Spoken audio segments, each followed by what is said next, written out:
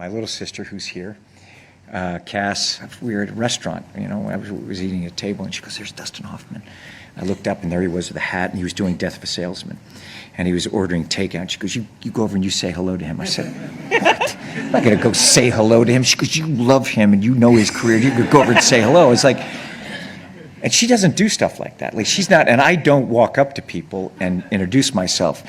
But she was so pushy, and she literally said, she goes, "Look, if you don't do it, I'm going to just go over and I'm going to tell him who you are and that you're over there." I was like, he's not even going to know who I am. This is like going to be really humiliating. I'm not doing it. So finally she pestered me so much, I said, "Okay, I'll go over and say hello." And I went up, and then he was obviously had his hat on, and he was ordering takeout, and I just stood next to him, and I said, "Excuse me, Mr. Hoffman, I'm sorry." And he looked at me and went, "Cruise." And I went,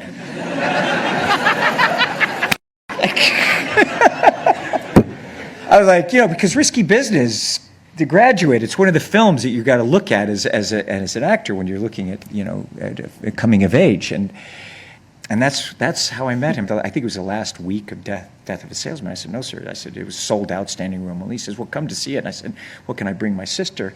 And he was so gracious, and he had me there and brought me backstage, and we were taking photos. I met the whole cast, and we were there. And as I was leaving, he said, "I want to make a movie with you."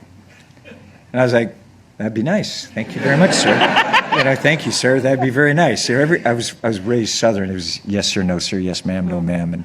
And that's what happened. And basically he sent me, a year later, he sent Rain Man to me. He sent Rain Man, and the script was not the script. Rain Man, my character was like 57 years old, real old guy.